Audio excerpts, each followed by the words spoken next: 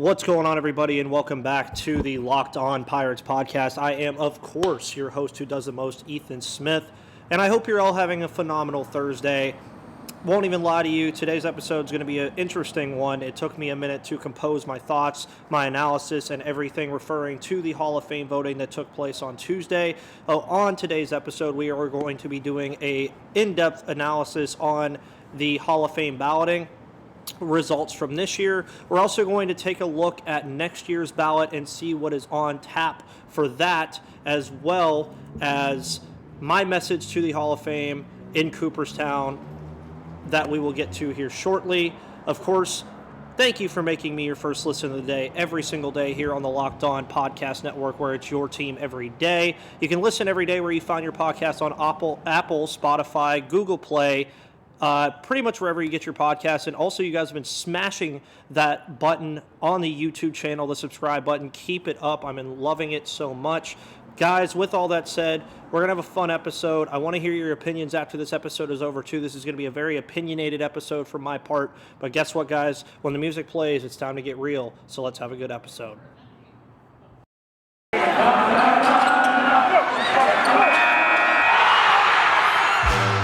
You are Locked On Pirates, your daily Pittsburgh Pirates podcast. Part of the Locked On Podcast Network, your team every day.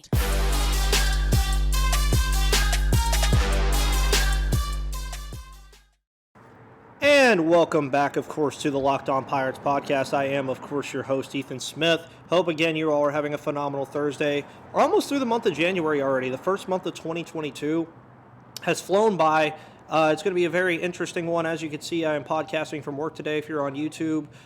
Shouts out to the wonderful people at Two Tides Brewing Company. They are doing a phenomenal job. We're doing a event with them today here at my job here in Savannah. So check them out if you ever get the chance to come down here. And if you're on YouTube, this is where I will give the warning now. This is going to be a very interesting episode. Some of you may agree with what I have to say. Some of you may not. So that is where we will start with this. The Hall of Fame results came out on Tuesday around 6:30 Eastern Time. And if you're on YouTube, you can see at the bottom, I said, what was that? So I can't say that I'm shocked that the Hall of Fame took place the way it did, but I can say that it is very concerning. Now, this is what before we get into that, of course, for all of my wonderful baseball fans here, if you haven't heard already, Ortiz was the only player elected into the Hall of Fame this year with 77.9% of the votes. Of course, to get into the Hall of Fame in Cooperstown, New York, you must have 75% of the vote. Now, at the end of the day, I don't agree with that. It's what they've done since 1937, though, so I'm not going to get into that too much.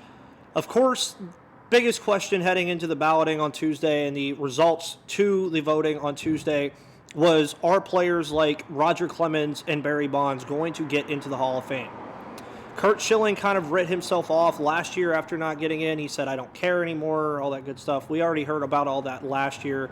But heading into this year, you looked at the ballots that were already there, and Bonds was sitting at 73% before the official balloting was taking place, and we found out that he would then drop to 66%, which was the second most amount of votes. Now, you've seen everybody's opinions probably. You've seen players' opinions. You've seen all that good stuff. Here's mine. I was not alive to see Barry Bonds play as a Pittsburgh Pirate. I was, although, alive and getting into baseball when he was a San Francisco Giant in the Bay Area playing left field. I have had the pleasure of being able to watch Bonds play as a Pirate through old game video and highlights and everything. And I've also watched highlights of Roberto Clemente. I've watched highlights of Andrew McCutchen. I grew up with Andrew McCutchen when I was really getting into sports and found out I wanted to be a sports journalist. At the end of the day, though, it's kind of tough for me because when I look at who I grew up and liked when I was watching the game of baseball, despite anything off the field, despite anything that happened, David Ortiz was on my list. David Ortiz, he was a fun player to watch all the time. If the Red Sox were playing, I didn't care about who it was. I wanted to see David Ortiz hit. And David Ortiz, rightfully so, is a MLB Hall of Famer. He is a Major League Baseball Hall of Famer. There's no ifs, ands, or buts about that. But when it comes to Bonds and Clemens, Barry Bonds, over the course of his career, had 7 MVP awards. No other player in the history of baseball since it has been played professionally has more than 5. Roger Clemens has 7 Cy Young awards. No one in the history of baseball, since it has been played professionally, has more than 3. At the end of the day, when you look at the MLB Hall of Fame, or any Hall of Fame for that matter, this is where I'll shift the focus a little bit. Look at any Hall of Fame for that matter. The NFL Hall of Fame has its snubs and all that stuff. The NBA Hall of Fame, I think, is the one that gets it right most often. They put their best players in. The NHL Hall of Fame does a very good job at putting their best players in. Any Hall of Fame you look around, they do a great job at immortalizing the greats who played the game. I'm here to tell you this, and this is me being genuinely 100% serious. You will never see another Roger Clemens. You will never see another Barry Bonds. You might see guys that are really, really, really good baseball players. They're not going to be Barry Bonds. I don't think Barry Bonds' home run record will ever be beat ever again. I don't think anybody's going to come close to touching it. I don't think any pitcher is ever going to come close to touching Roger Clemens on the Cy Young list. Yet I say this, and it doesn't take a smart person to just look at the numbers and say that Roger Clemens and Barry Bonds should be Hall of Famers. But at the end of the day, Barry Bonds and Roger Clemens were linked to steroids.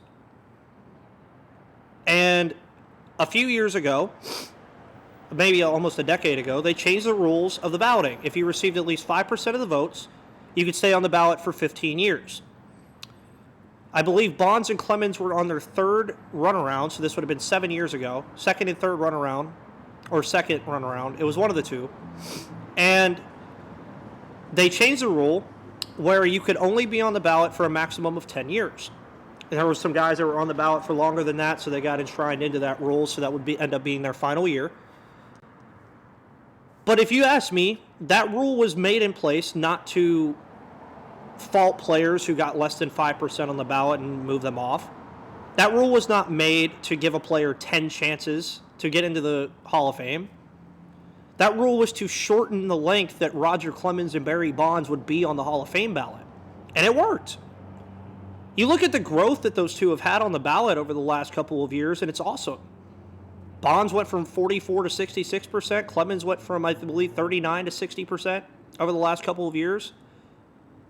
And I guarantee you, if there was 5 more cycles, so as I just said, you could be on the ballot for a maximum of 10 years. If that rule would have never been put in place for 15 years instead of 10, Clemens and Bonds, of course, are going to get more than 5% of the vote over 5 years. And I guarantee you, they would both be Hall of Famers if they were involved in 5 more cycles. So the rule, realistically, accomplished what it wanted to accomplish. And in my message to the Hall of Fame later, I'll get into this a little bit more. The MLB Hall of Fame, for all intents and purposes to me, right now, is a joke. It's a joke. I mean, you don't have your all-time home runs leader and your all-time Cy Young Awards leader and MVPs leader in the MLB Hall of Fame. I'll let you guys simmer on that for a second. Just think about that. Everything that happened off the field, too. I'm not going to get into character development and all that stuff or be a judge of character on any person because I do not know these guys personally. But go look at the list of Hall of Famers currently in Cooperstown. Sure, you'll find out some stuff that you didn't know a lot about those players. But at the end of the day, we will move into our next segment here in a moment. But today's episode, of course, is brought to you by Built Bar. Built Bar, of course, is the best tasting protein bar on the market. It is still the new year, so that means New Year's resolutions. If yours is about getting fit or eating healthier, make sure you include Built Bar in your plan. Built Bar is the protein bar that tastes just like a candy bar, maybe even better than a candy bar. Built Bar makes it easier to stick to your resolutions because they taste so good and you'll want to always eat it. Built Bars are, of course, covered in 100% real chocolate. Most Built Bars contain 130 calories, 4 grams of net sugar and net carbs, and 17 grams of protein. Compare that to a candy bar, which usually has around 240 calories, 30 grams of sugar, and dozens of net carbs. Also, there's so many flavors to choose from. Coconut almond, peanut butter brownie, raspberry, cookies and cream, salted caramel, mint brownie, and many more. In fact, Built Bar is always coming out with a new limited time flavor, so check out BuiltBar.com often to see what's new. Go to Built.com right now, use the promo code LOCKED15, and you'll get 15% off of your next order. Make sure you use promo code LOCKED15 for 15% off at BuiltBar.com to invest in the best protein bars on the market. So as this is a Hall of Fame episode, let's go ahead and go take a look at some of the people that are going to be on the ballot next year. Now, next year's ballot, of course, not going to have as much, I would say, controversy. There is some controversy that can be had there. But at the end of the day, the Hall of Fame ballot should be pretty fun next year. I think you're going to have a lot of newcomers that have, well, I would say one newcomer definitely for sure that has a very good chance, and that's Carlos Beltran. Carlos Beltran, of course, phenomenal player, I think. I think he'll definitely get in. Of course, he was kind of linked to all that stuff that happened in Houston a couple years ago, which is very unfortunate, but Carlos Beltran will be on there for the first time, and you look at his monitor for the Bill James Hall of Fame monitor, a very trusted system. It's a rough scale with over 100 likely and under 100 less likely determinations that a player will get in. And Carlos Beltran already at 126. Of course, he has 20 years of experience. And I mean, on a measure of the 0 to 100 scale, 52. I think Carlos Beltran will definitely be a player that gets into the Hall of Fame next year. I would be the least bit surprised if he does. Francisco Rodriguez will probably be the other big one as well. There's a real shot that he could maybe get in there as well. But if you had to ask me at the end of the day how this is going to work, I think it's going to be yet another year in 2023 where we just see another player, only one player get in. Carlos Beltran, of course, I do think will get there. Francisco Rodriguez, there's a discussion to be had, but it's a tough one. It's a tough discussion to have for Francisco Rodriguez. You do have some other cool guys that I personally was able to watch as a kid: Jacoby Ellsbury, Ubaldo Jimenez, Jason Worth, Johnny Peralta, Houston Street, John Lackey, Mike Napoli, R.A. Dickey. Lots of guys there as well that are going to be first-timers. But you look at the players coming back, and there's going to be some interesting ones. You look at the voting this year, which I didn't get into much outside of that first segment. Alex Rodriguez, of course, 34.13%. So he will be an interesting case to follow for the next couple of years, determining on how he operates. But Scott Rowland and Todd Helton had the most percentage of votes for returning guys, and they're only on their 6th and 5th ballot. I think Scott Rowland will probably get in at some point. He's currently 6th on the. He was currently 6th this year. He's on a 6th ballot, 63.2%. I would say give it maybe 1 or 2 more years, and he probably should be there. One of the guys that will be on his final ballot is Jeff Kent. Won't get in. Todd Helton again on his 5th ballot, 52%. I think there's a chance he gets in a couple of years as well. And there's not a lot of room here for the Hall of Fame to really fix anything that they decided to do this year with this next year's ballot. But again, I think it'll be very nice to see Carlos Beltran get in there. And there's a lot of good names, but I think the biggest storyline you're going to see over the next half decade and probably decade is A-Rod. A-Rod, of course, very low on the percentage wheel in terms of where he was with the voting this year on his first year. Meanwhile, David Ortiz gets in pretty much immediately, which that was nice for Big Papi to get in that quickly. I think people definitely liked Big Papi a lot. One of the best DH hitters ever. He was just a lovable guy in Boston, too, and he's been a phenomenal guy outside of his career with the media. But if you want to take a look more at the 2023 Hall of Fame ballot, it's all over the place right now with the reported balloting. And also some other fun stuff as well about the 2023 ballot. There's just some fun guys on there, like I already mentioned, Jacoby Ellsbury, R.A. Dickey, Ubaldo Jimenez. Those guys, I got to watch those guys as a kid, so I grew up with them. So it's always nice to see those guys get on there for the first time. Don't think they'll stick around too long. They had really, really good careers, but you definitely need to stay over that 5% threshold, and it's going to be really hard for some of those guys to do that. And my message to the Hall of Fame is coming up next, but I'm going to go ahead and let you guys know about betonline.ag. Betonline.ag, of course, is the best place to do all of your sports betting. BetOnline would like to wish you a happy new betting year as we continue our march to the playoffs and beyond. BetOnline remains the number one spot for all the best sports wagering action for 2022. It's a new year and a new updated desktop and mobile website for BetOnline, and you can use it to sign up today and receive your 50% welcome bonus on your first deposit. Just use our promo code LOCKEDON, that's LOCKEDON in all caps, LOCKEDON, to get started. From football, basketball, hockey, boxing, and UFC, right to your favorite Vegas casino games, don't wait to take advantage of all of the amazing offers available for 2022. BetOnline is the fastest and easiest way to wager on all of your favorite sports. BetOnline is where the game starts. Going into our final segment today, I just had to take a pause for a second. Let me take a sip of this too. My message to the Hall of Fame. Cooperstown, New York, MLB Hall of Fame, enshrines its best players. All I ever ask out of sports, and this could be very vague, but all I ever ask out of sports, be consistent. And that means for the NFL lately, be consistent in your officiating towards your taunting rule. For basketball, be efficient in how you call fouls in a basketball game. Or consistent. Consistent, efficient, same deal. In hockey, be consistent in how you play.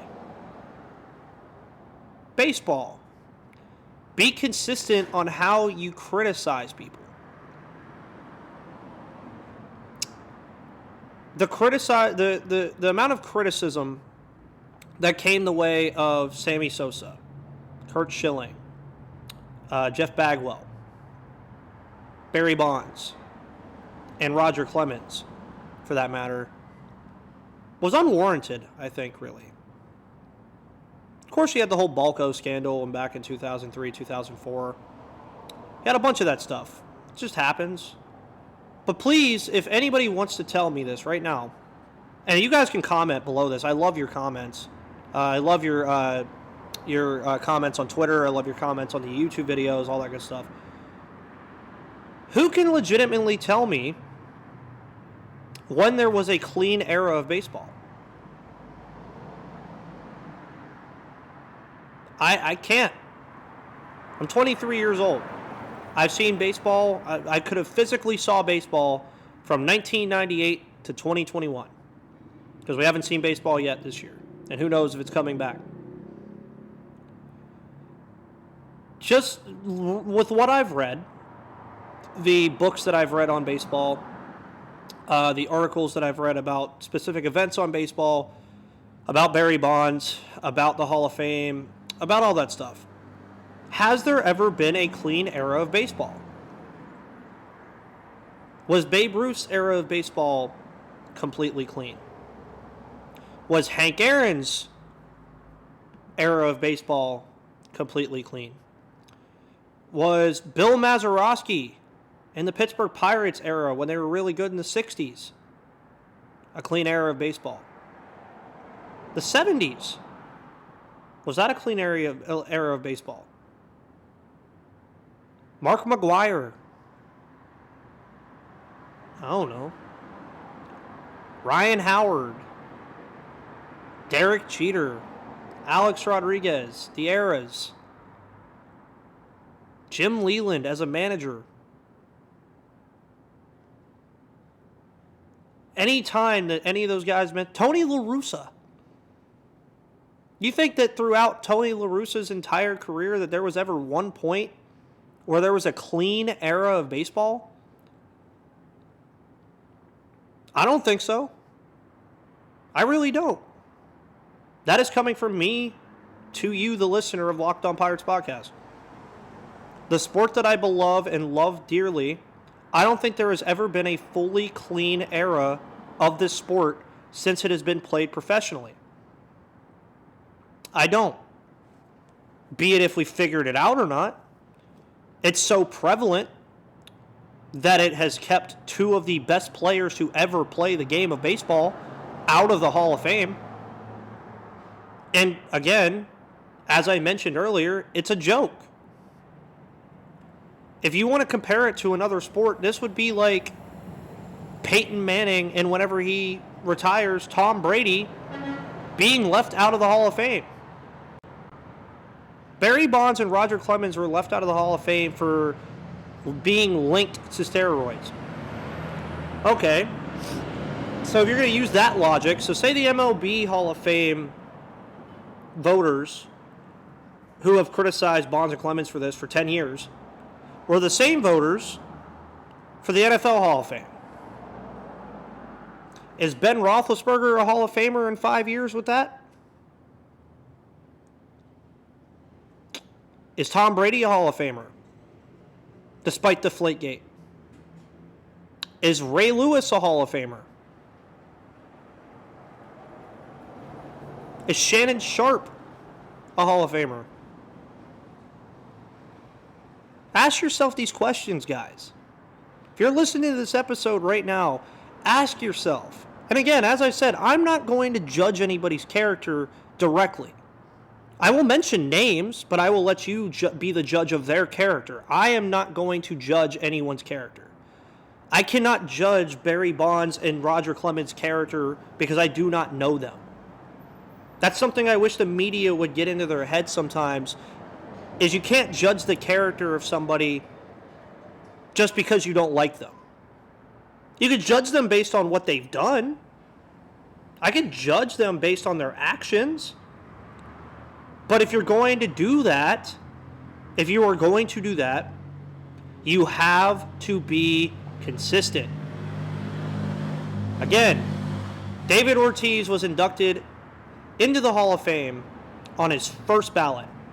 He is a first ballot MLB Cooperstown Hall of Famer in Major League Baseball's enshrinement of the best players to ever play the game. Go back about 15 years, type in the word David Ortiz, and that year, you will have a very interesting conversation with yourself about why Barry Bonds and Roger Clemens were left off the ballot for 10 years, but David Ortiz was allowed in. You know what else stings a little bit, and I haven't mentioned him that much? Sammy Sosa. That one stings a little bit, too. I grew up playing Sammy Sosa's backyard baseball. It was fun. Curt Schilling, one hell of a player. Great baseball player. Not a Hall of Famer. But look at Roger Clemens and Barry Bonds. You will look at Roger Clemens and Barry Bonds, and here's what I will say at the end of to end this. 66.9% of the ballots on the Hall of Fame. I could care less about the writer or the whoever linked to whoever put their pen to paper on those ballots. Name me 20 of the people that are on the Hall of Fame balloting committee. Probably can't do it. So at the end of the day, I don't care about lickety-split when it comes to that. You rip the names out, make it all anonymous. 66.7 or 9% said that Barry Bonds, a former Pittsburgh Pirate and San Francisco Giant left fielder who leads all of baseball all time in home runs and broke a home run record in the regular season and was one of the best players to ever play the game. 66.9% of voters said that he was a Hall of Famer. So 2/3 of the people you got that are mad about this like me want to criticize. 2/3. So for every 3 people, 2 people voted for Barry Bonds to be in the Hall of Fame. Yet 25 years from now, more than likely, my kids, if I have some, will be looking at me and ask, Dad, why isn't Barry Bonds a Hall of Famer? And I will be honest with you, I have no way of answering that because there is no logical explanation as to why Barry Bonds and Roger Clemens are not Hall of Famers. That is my message to you, Hall of Fame. I know you've had that rule in place. 75% had it, boom, never changed it. But why does it seem that a rule was put in place a couple years ago to keep specific players out of the Hall of Fame? And now, not only have you kept those players out of the Hall of Fame, but you've kept their memorabilia in your Hall of Fame and still have them linked to baseball in a sport that loves to rip people away from it. That's my message to you, Cooperstown. How do you keep 2 of the best to ever do it out of the Hall of Fame logically? Logically. Just how do you do it? And that's where I'll end today's episode. Hopefully you guys all enjoyed that. A little bit of a more, emotional episode for me. But again, we will be back tomorrow. We're going to have Adam Bittner on the show, as always, on Fridays. Thank you, of course, for making Locked On Pirates your first listen of the day every single day where you find your podcast. You can follow this podcast on Apple Podcasts, Spotify, Google Play, Odyssey, and, of course, YouTube. You can follow me on Twitter at MVP_Ethan. You can follow this podcast on Twitter at Locked On Pirates. Make sure you always connect with me through comments, likes, subscriptions, and retweets. I love all of it. And I want you guys to be integrated into this podcast a lot more often. I appreciate when you guys give me the positive feedback that you do, and I'm glad I get to make a podcast for all of you Pirates fans every single day or 3 days a week as we're doing now. With all that said, I hope you all have a phenomenal Thursday. Take this podcast however you would like to take it. Make sure you comment, like, and subscribe. And I will see you guys tomorrow with Adam Bittner. Guys, have a great day, and thank you so much.